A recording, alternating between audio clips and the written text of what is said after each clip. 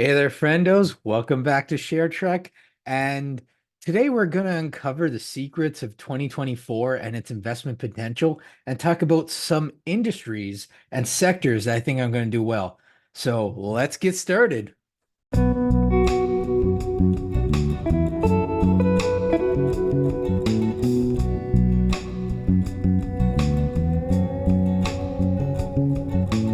Welcome back, friendos. Now, picture this, a magical link between lower rates and industries that do very well and growth that's going to be powered and enhanced by AI.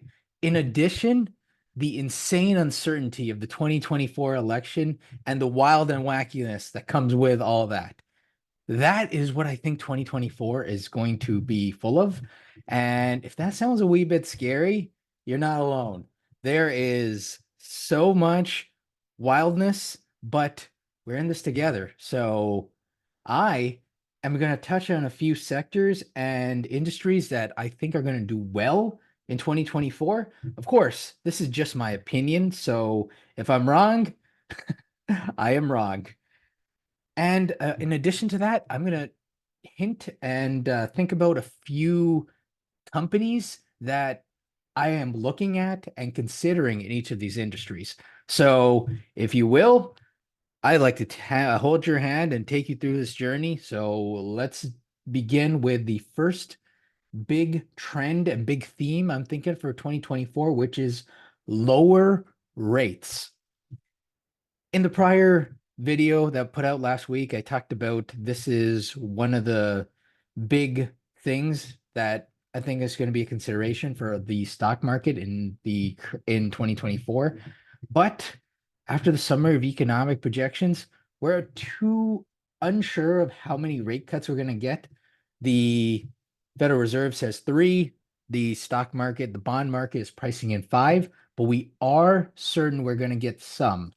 And with lower rates, certain industries do a lot better. The first um more cyclical sort of industry I think is going to do well is real estate. With lower rates, people are able to finance more, people are able to buy and afford real estate much better. They're able to afford the monthly payments and the mortgage at a lower rate.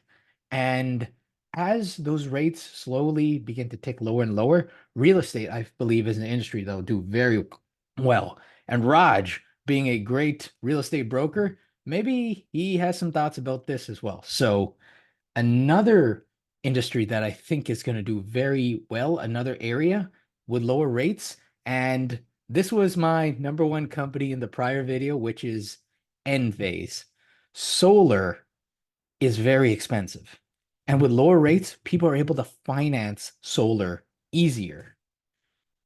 Another cyclical industry is autos, and the company I like in autos is actually Tesla because it is the one auto play which has the only auto company that has managed to achieve a greater than 22% margin. And you all know me, I'm the fellow who likes margins and pays attention to margins. So lower rates, I think these will do well. But one thing I don't hear a lot of people talk too much about with lower rates doing well is bonds. When when rates fall, the price of bonds tends to go up because there's greater demand in bonds. I like bonds which are laddered in different maturities, and I like bonds which are a bit more longer maturity because then I could get a capital gain on it because the price of my bond will go up. So even if it doesn't, right now I'm locking in a very, very sweet, very, very attractive, delicious yield. Bonds is another industry I think will do very well. For this next part, I'd like to show a cool little thing over here, which I'm sure a lot of people in the trading community are very familiar with this, and that is FinViz. So, um, this company over here, finviz.com, what it does here, I picked out the S&P 500. And I went over here and clicked the 1 year performance. You don't want to go over here and click the year to date performance because we are about a week into the year, and I would advise against that. You can see that a lot of industries had a very, very stellar 2023, but some other industries are not, didn't have so great of a growth. And I think there is potential in some of those areas, but this is what I like to show you guys. And back to what we were saying, the industry which is getting a lot of attention and a lot of um, people looking into it and want to know how to invest in it is, of course, the mystique surrounding AI. This is the buzzword of 2023. There's been memes all around about how many times NVIDIA said AI in their earnings, and there's a reason for that, in my opinion. I don't know, and I'm uncertain who's going to be the top dog in AI and which AI company is going to be the best. I don't know if it's going to be ChatGPT, in which case Microsoft looks pretty enticing. I don't know if Bard and Google in their Bard program is going to take the top position. But what I am certain of is with AI, two things are going to do well: servers and chips. And one thing that's common with server and chips company are the semiconductor companies. And in the semiconductor field, I like Intel, which was one of the companies mentioned the prior week. I like NVIDIA. I like AMD. TSM is also a really good one, but those three, Intel, NVIDIA, and AMD, are kind of my top semiconductor plays. And I am very sure if AI is as big as myself and other users of AI think it's going to be, this is going to be quite a bright future for semiconductor companies. And the only big real semiconductor play that I am looking at and that I'm considering is Palantir. And the thing I don't like, and Palantir, by the way, AI powered Wonderland, which it gets a lot of attention. I know ARK Invest is very, very bullish on it. I know a lot of people in our comments section are very bullish on it. And thank you for your comments. I read those. But Palantir is a company that is very difficult to understand. And I have read intensively, like hours upon hours into Palantir. And what I could tell is it's a company which it takes big data and it uses AI to organize big data. And that is something that it does, and it does as its core competency. And looking at some of its um, things it does, Palantir, it's got 80% margin in some of these. But I would be cautious for Palantir. The company is hard to understand, like I said, and it has a history of a lot of stock dilution. So because of that, I would be cautious, but it looks very nice. And another thing which we're going to have a little segue into is Palantir is getting a lot of defense contracts, which brings me on into the next part, which I think is going to be an intriguing thing to consider for 2024, which is the election.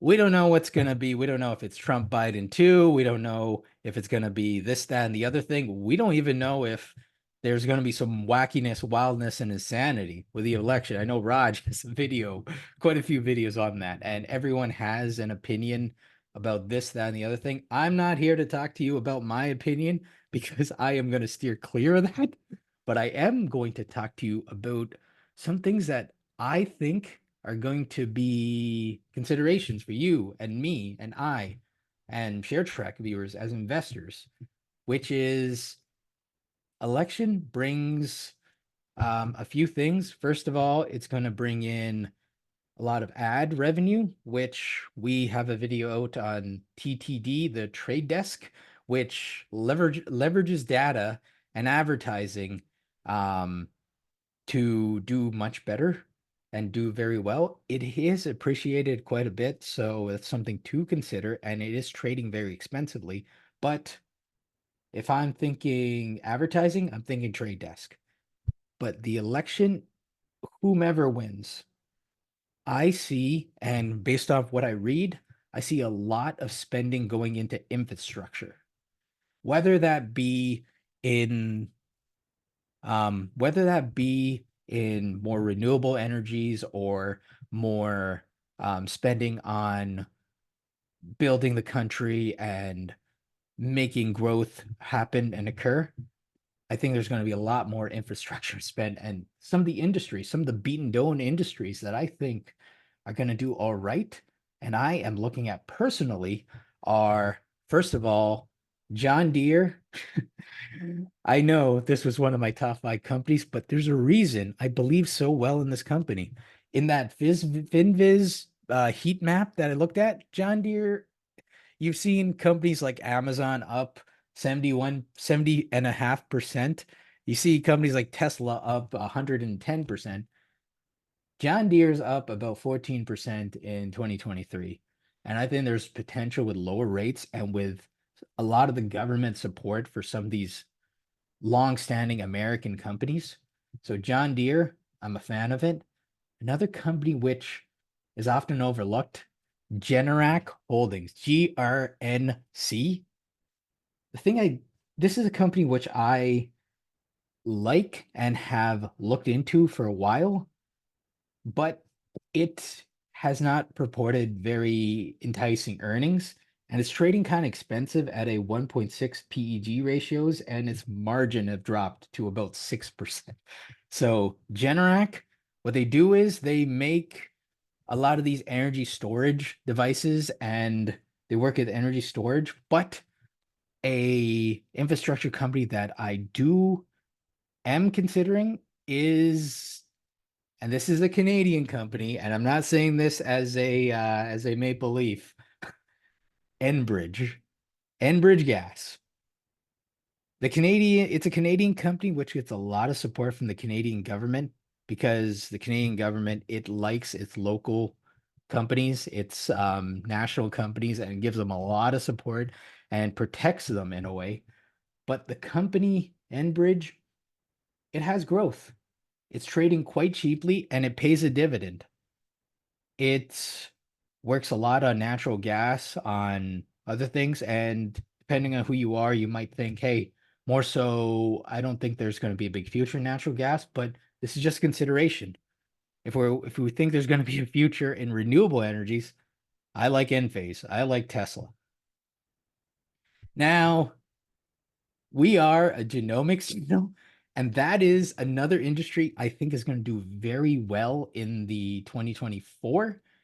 And the reason why is towards the latter half of 2023, we already got a taste, our taste buds already got a little hint, a little delight of this, which is more risk on. And that was pre-pricing in a lot of the rate cuts the market was. But with more risk comes more attention to genomics. And the genomic companies that I like are the ones with lower balance sheet risk and that are beaten down. And we've got a lot of videos on the channel and ShareTreck about this, but the ones I like are CRISPR and Illumina. Once Illumina's big fiasco, big rigmarole of Grail gets settled, I think that Illumina is looking pretty enticing. It's got huge, big money investors like Carl Icahn, and I think there's a future in that. CRISPR, lowest balance sheet, one of the lowest balance sheet risks that I've seen of genomics companies. So these are some of the many genomics plays that I like, and pipeline potential. I don't need to tell many of the people on the channel too much more about this, but CRISPR's pipeline looking mighty fine. And the other play that I am considering is retail. Retail therapy, ShareTreck, friendos. Am I hearing some of you? The reason I like retail is it's been beaten down, and there is potential in retail. And by retail, I don't mean retail investing, in which case I'm talking more so about retail stores and so on. And we are seeing a more digital economy, but I don't think retail has gone away. And some of you folks, we just got out of the Christmas holiday spending season. You can see how crowded some of those malls were. I certainly can. The retail plays I like.